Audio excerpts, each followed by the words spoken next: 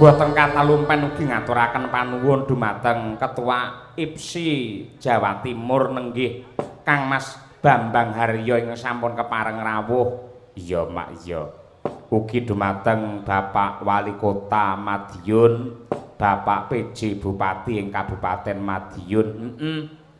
Lantarane awake dhewe mundi dawuh saka pepundhenmu Bapak Hari Wuryanto supaya awake dhewe sowan mrene banjur disambung karo Kang Mas Sudirman selaku bendahara supaya awake dhewe nderek ngregengake tasakuran ing ratri iki kok ngono ya Mak. Kaya ngono kuwi lan uga tansah ndedonga marang purbane Hyang Agung mligining wewengkon Kabupaten Madiun. Kepiye Mak? Wis muga-muga perjuangan dari Bapak Hari Wuryanto bisa nggawa harmonis tumrape Kabupaten Madiun ya no.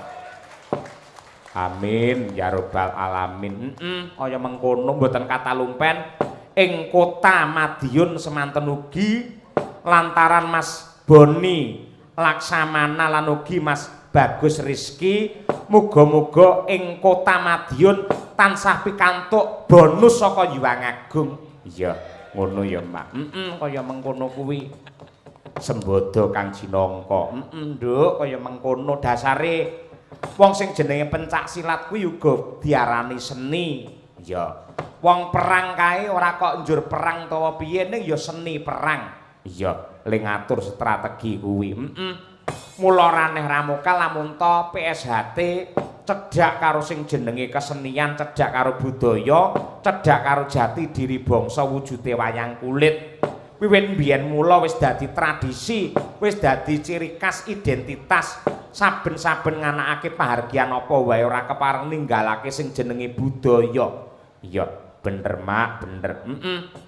Lah, gandeng ripalungguhan iki awake dhewe sowan yo sak bisa-bisa ngaturake panglipur sak gaduhing nalar sak kadaring lampah marang para sutresna budaya, para pepundhen, para kiai alim ulama ingkang kepareng jurung pangestu marang pahargyan ingkang kagelaring ratri iki kanthi nganakake panglipur ya yo. Ngono kuwi dasare awake dhewe sowan yo jangkep sowan komplit saka paguyuban Madangkara sak warangganane sing cacahe ana 7. Iya, iki mulek wae ning Madiun ya, Mak. Saiki neng kene sesuk bengi awake dhewe ning Wonoasri. Oh iya, sesuk bengi.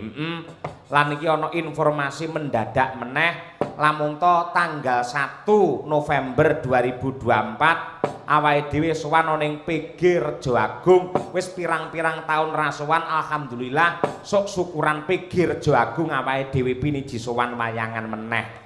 Iya, alhamdulillah, alhamdulillah.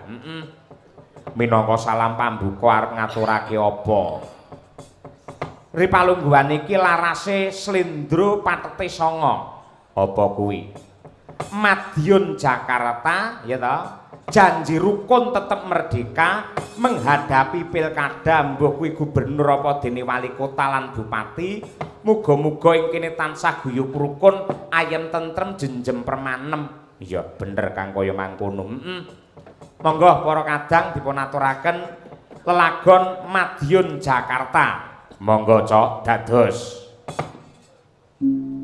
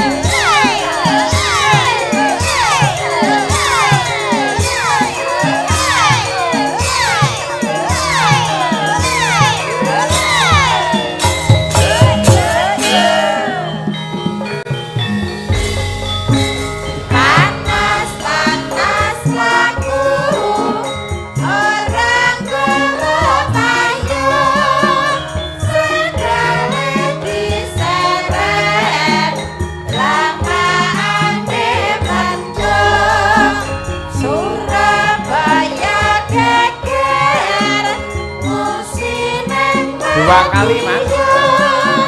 Madiun Jakarta janji rukun tetap merdeka.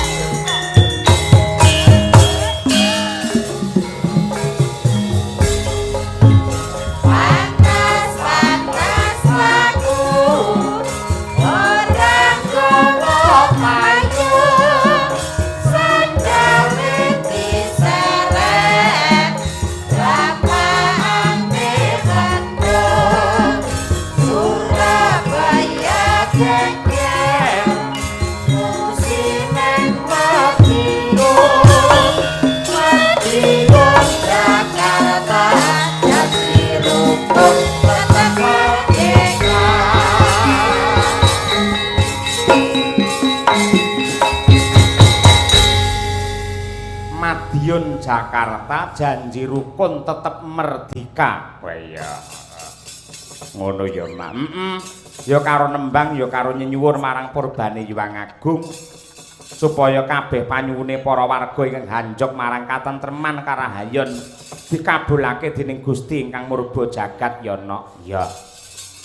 Malah iki ana nawala kanthi dawuh ya kuwi selamat tasakuran warga baru dan Rakernas Pusat Persaudaraan Setia Hati Terate dari manajer pelatih SH Terate minta lagu Gugur Gunung dan juga Sarung Jagung Kinarto Sabdo. Wah ya diaturake sing klasik luwih dhisik.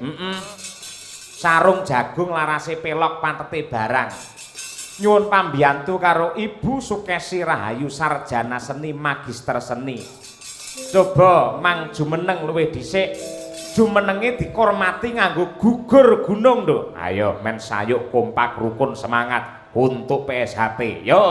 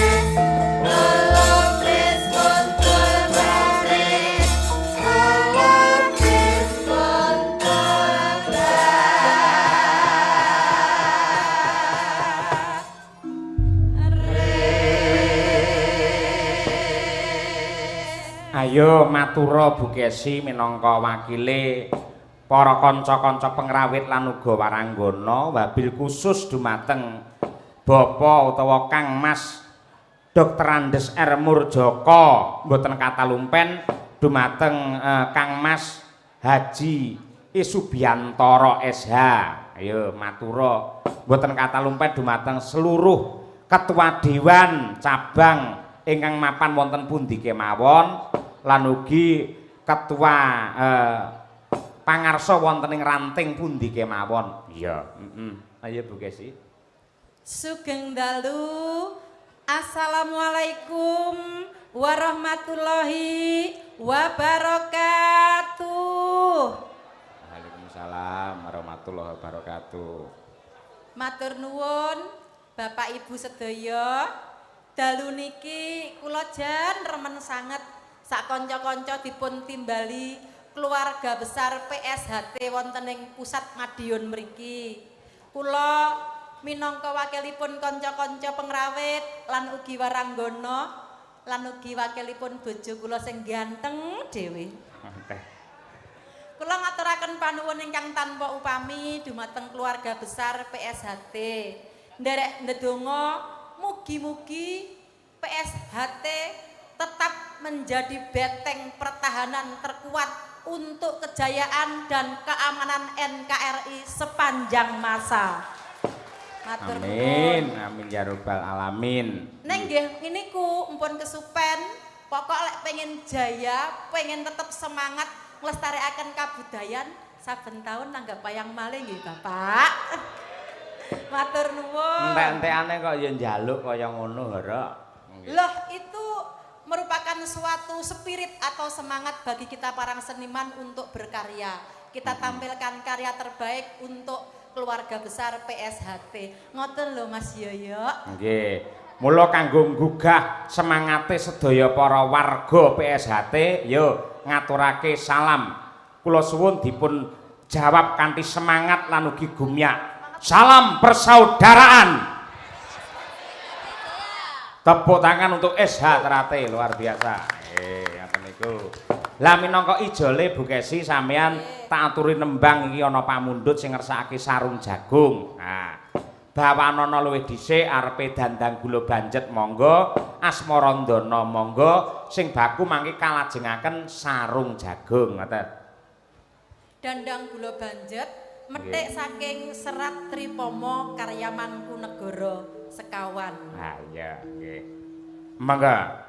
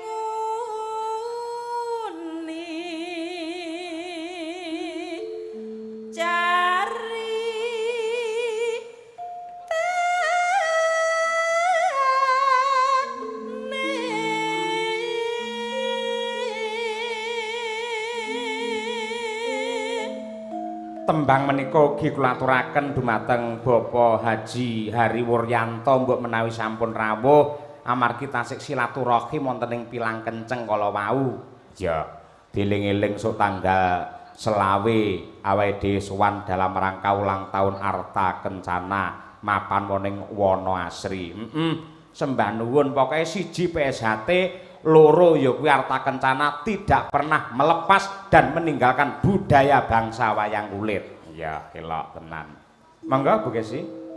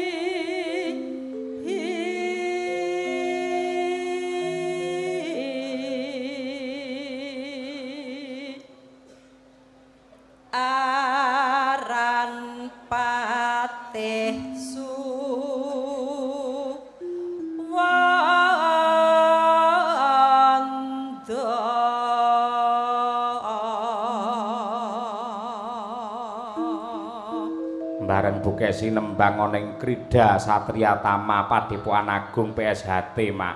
Suarane jan gembleger temenanan. Wah, temenanan kok. Ing atase piyayi saya mundak umur, mundak yuswa, parandene ora kendhu, ora nglokro, suarane malah saya bantas, saya ungkul. Mulorane ramokal nduk nadyanto sinden ayu-ayu dijejer-jejer sing tak tresnani tetep Ibu Sukesi Rahayu. Wah. Kuwi tenan. Wo, temenanan nduk kaya ngono kuwi. Men bojoku seneng ngono lho. Ayo.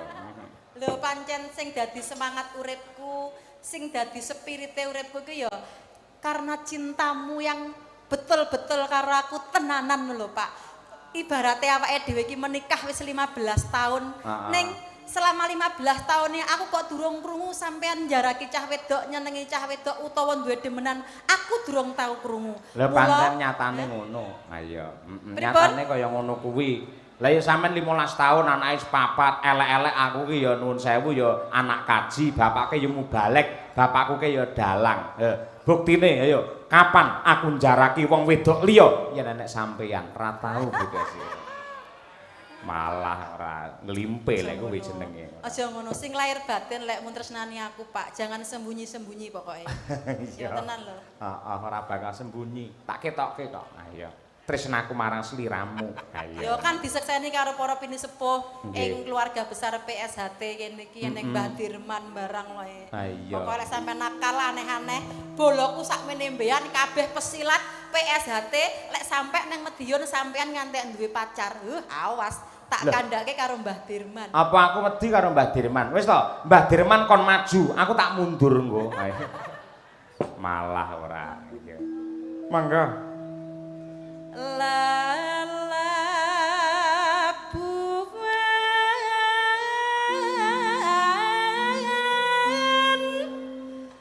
nipo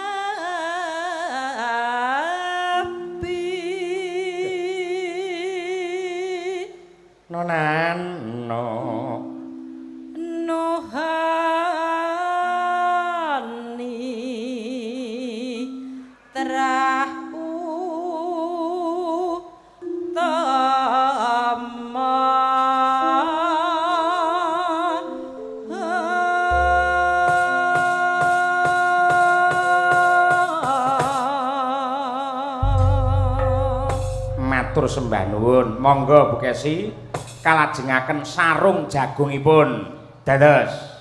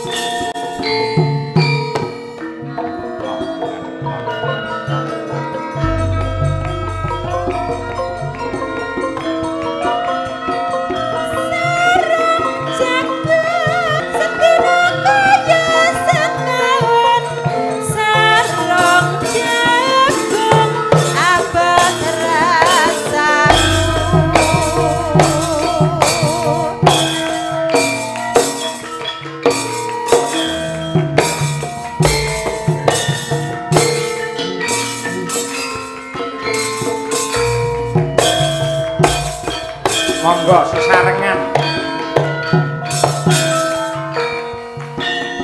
Oh.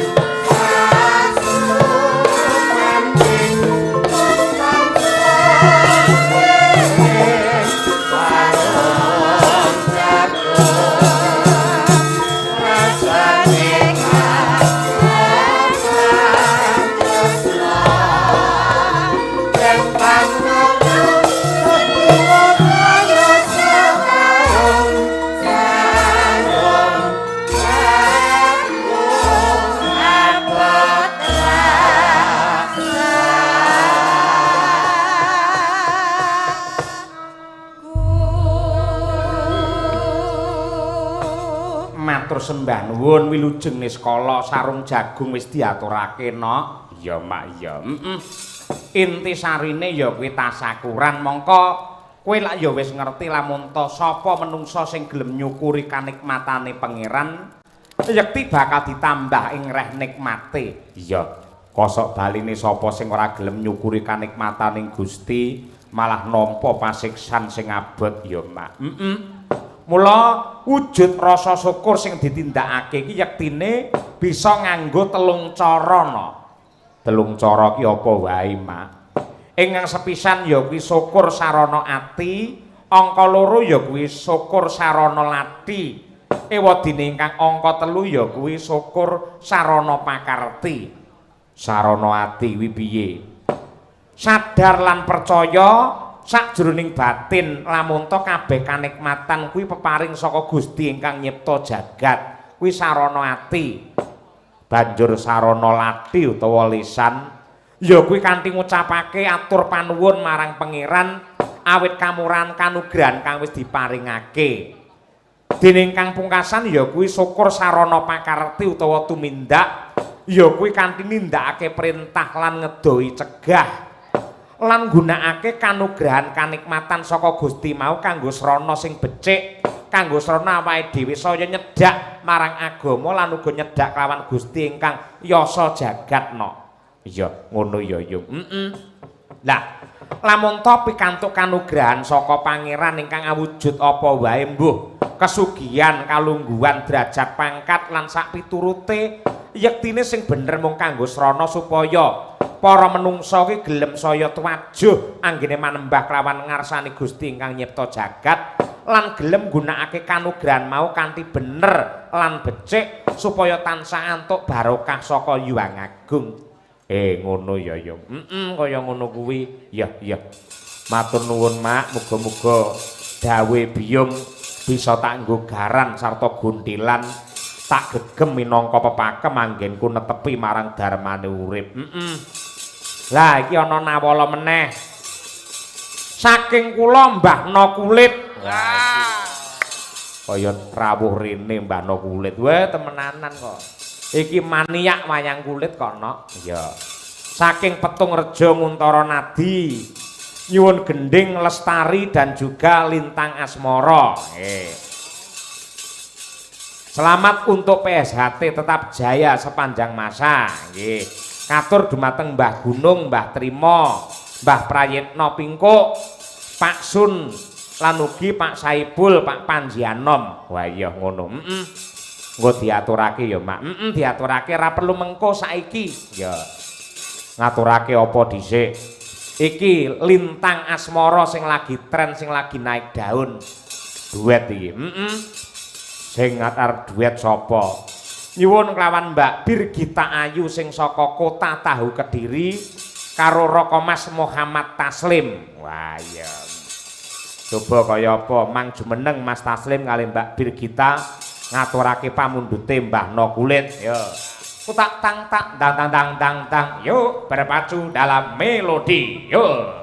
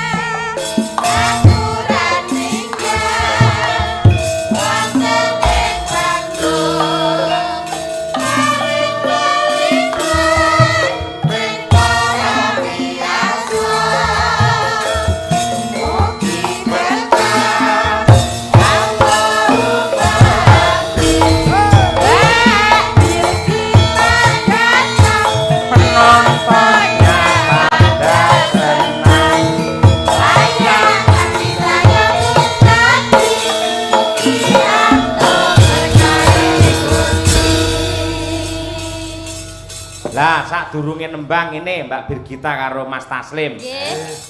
Zaman saiki lek akeh to fenomena saka anak-anak muda sing mergo kurang ing bab kesetiaan dan kesucian cinta, akhirnya bentik utawa akhirnya pedhot utawa putus anggene pacangan. Lah, saiki ngene, gawe drama etok-etoke Mbak Birgita ki pancen ya pacaran karo Mas Taslim, tur ya Mbak Birgita lahir batin setya cinta lahir batin karo Mas Taslim. Dasare apa wae sing dijaluk karo Mas Taslim mesti diwenehke, yen perlu jiwa ragane dinehke karo Mas Taslim. Ayo. Lah, le tresna abote nganti kaya ngono kuwi ndelalah Mbak Birgita weruh lamun to Mas Taslim malah selingkuh karo cah budhe ngono apa kaya apa? Ngono kuwi. Kira-kira ekspresimu sebagai seorang Birgita Ayu ngerti pacangamu sing kok tresnani banjur selingkuh karo wanita liya kira-kira piye? Sampak nenem. Ayo men gumyak, men greget. Yo.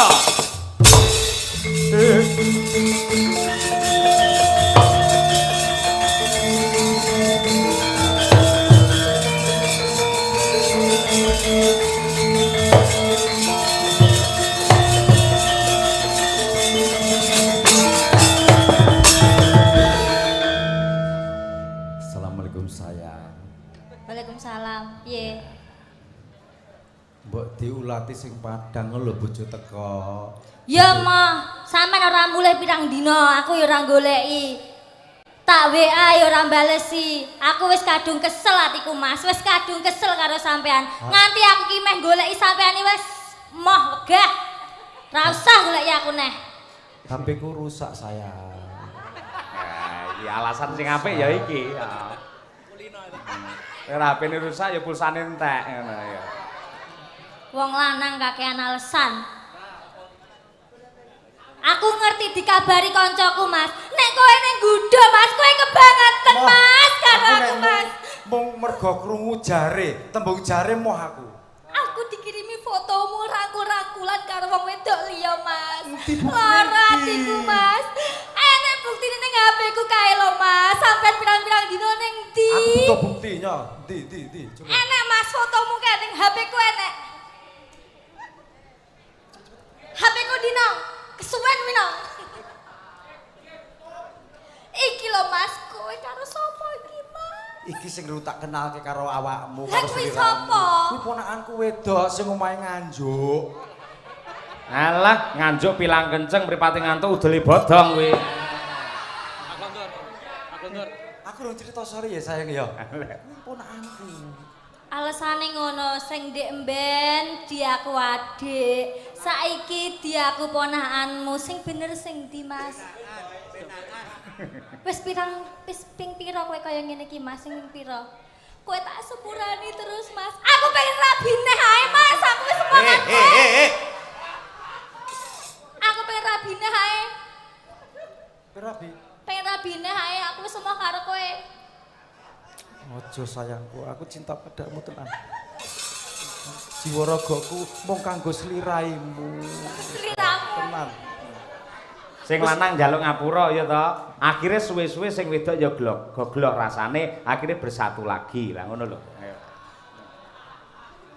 Aku duwe syarat aku pokoke. Syaratnya piye? Pokoke aku tukokno Innova, nek gak Innova aku mau nyepurani kowe, Mas. Duwe Terios kae lho. Ijolno Innova sesuk, Mas.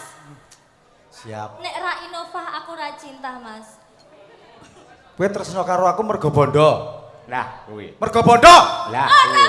Iku malah padu meneh. Wong kon rukun malah geger perkara Innova malah iki ora. Janji tukokno Innova. Janji ya, Mas. Siap. Janji ya, Mas. Siap. 2,4 to. Heh, apa kuwi? 2,4 cc iku lho Mas. Oh iya Mas, iya Mas. Ini novelmu kuwi. Wis rukun porong. Wis rukun, Pak. Rukun yo salaman sik ngono kuwi. Walaupun terjadi permasalahan apapun, konflik apapun, kalau kita bijaksana maka kita bisa berdamai dengan siapapun, bahkan alam seisinya. Lah ngono kuwi. Entek-entekane. Intisarine ngono mau ya Mas. Iya ngono kuwi. Setiap manusia kan tidak bisa lepas dengan permasalahan. Watone raga isih gandeng karo nyawa, mesti duwe masalah, mesti duwe ujian. Ngono kuwi. Kari sampean diuji kuat apa ora. Ngono kuwi. Berarti ini pelajaran ya, Pak, pelajaran untuk yang sudah Yo ora menikah. no, nyapa kok pelajaran Loh, wis lah kan sekolah ae pelajaran ora. Gitu Pak, ini tenanan loh Pak, serius iki Pak. Ha. Pelajaran untuk yang menikah atau yang sudah mempunyai hubungan itu berarti harus setia ngono toh Pak. Iya. Berarti nek diselingkuhi kudu dimaafne Pak. Yo dimaafke dandani pakarti sing elek didadekne sing becik supaya ke depan ki tetep bisa apik sak teruse ngono. Ngono ya Pak. Berarti, Jujur ah kowe. Berarti nek aku selingkuh bolak-balik ngono ya gak apa-apa ya Pak. Denggelmu mlocot lek kuwi.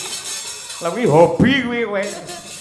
Nggih Pak, sugeng dalu ngaturaken wilujeng dalu kagem sedayanipun nggih Pak. Nggih. Kula enten pantun Pak. Pantune piye? Tuku pandan, terus karo tuku kayu. Perkenalkan saya Bergita Ayu. Wah iya. Enek-enek? Enek-enek Pak. Piye? Ke Surabaya, terus ke Solo. Saya jomblo lho. Wah. Entek-entekane kok pamer. Ora. Lah menawa ning kene iki aku entuk jodoh warga kene lho Pak. Dadi ben. Hah? Aku ki ya pas nyindanune enek sing melindungi ngono lho Pak. Sopo? Biar menawa ning kon enek sing lanang sing nakali aku langsung disilat. Set. Sapa wong lanang sing nakali kowe iki sapa? Wong kowe dhewe sing malah nakali wong lanang kok. Aja diomongne to Pak. Aja diomongne. Nggih. Lintang Asmara Mas Lintang Asmara. Taslim dan Spesial. juga Mbak Birgita setelah padu saiki rukun harus romantis dan saling setia. Sia ya Pak. Nggih. Biar sampai Sampai mau memisahkan. Wah iya nggih. Yuk dados Lintang Asmara. Yuk. Hey.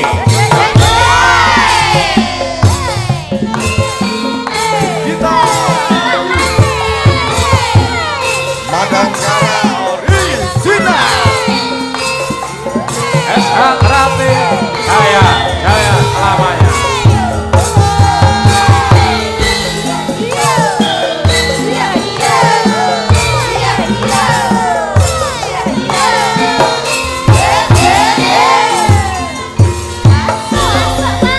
Hei.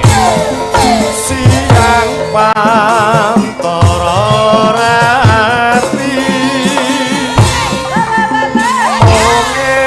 Eleng manis sing ati setiaku bisa anduweni marang sang Yaswati.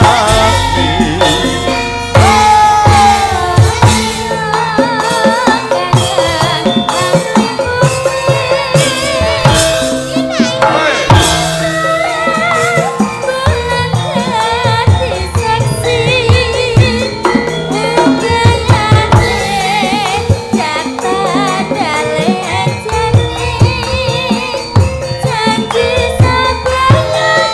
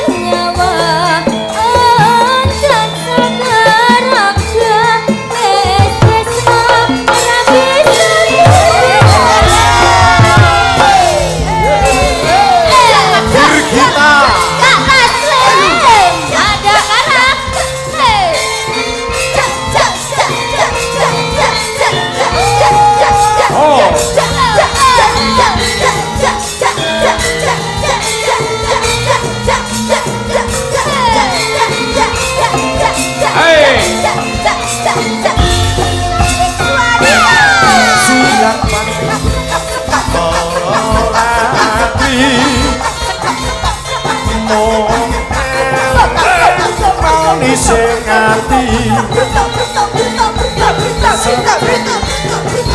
bisa anduweni marang